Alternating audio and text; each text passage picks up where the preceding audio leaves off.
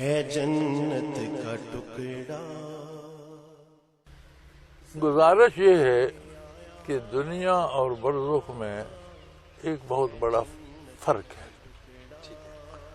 دنیا میں ہم ہزار دکھوں کے باوجود بھی کچھ لوگوں کو یاد رکھتے ہیں، کھٹک رہتی ہے، بیٹا ہے، بیٹی ہے، بہن ہے، بھائی ہے، دوست ہے۔ کچھ لوگ بڑے خوشحال ہوتے ہیں، کسی کی پرواہ نہیں، لیکن کچھ لوگ انہیں بھی یاد رہ جاتے ہیں۔ دل ایک جہان ہے، ایک بڑا شہر ہے۔ اس دل میں جہاں دوست بستے ہیں وہیں دشمن بھی بستے ہیں۔ کوئی شک آپ کبھی دشمنوں کو بھولے ہیں؟ سوال ہی اس کا مطلب ہے دل کے شہر کے باسی وہ بھی، دوست بھی دلوں میں رہے۔ جب آپ برزخ میں بندہ داخل ہوتا ہے تو پھر وہ کیفیات دنیا والی بدل جاتی ہے۔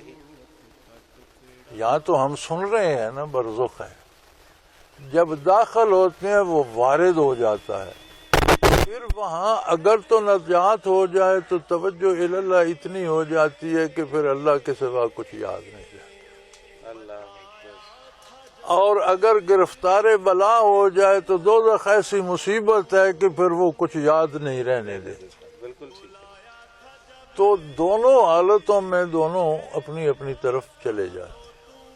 کچھ لوگ ایسے ہوتے ہیں جو یہ صوفیاء اہل اللہ اور یہ سلاسل ہیں، ان میں کمال یہ ہے کہ یہ جو کیفیات دنیا میں حاصل کرتے ہیں اور ان کی روح عالم بالا تک پرواز کرتی ہے، انہیں وہ چیزیں نظر آتی ہیں، کیفیات وارد ہوتی ہیں، تو جس کی روح کو دنیا میں سفر کرنے کا کمال نصیب ہے اسے برزخ میں بھی وہ کمال رہتا ہے۔ اچھا، لیکن ہوتا یہ ہے کہ وہ بہت کم اس طرف متوجہ ہوتے ہیں، متوجہ اللہ رہتے ہیں۔ رہا شیخ اور طالب کا رشتہ، تو شیخ سے طالب نے برکات لینی ہے، ان کے لیے یہ جہان ہے۔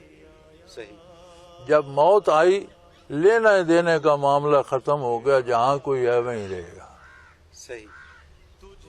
موت آئی، آپ کی دکان بند ہو گئی، موت آئی، آپ کے سودے منسوخ ہو گئے، موت آئی، آپ کی وصولیاں کوئی کرے گا، وارث کریں گے، آپ کا کام بزنس ختم ہو گیا، موت آئی، اعمال منتقی ہو گئے، ترقی درجات کی بات ختم ہو گئی، نہ شیخ کی ضرورت نہ کسی کی، جو کچھ کما لیا تھا وہی۔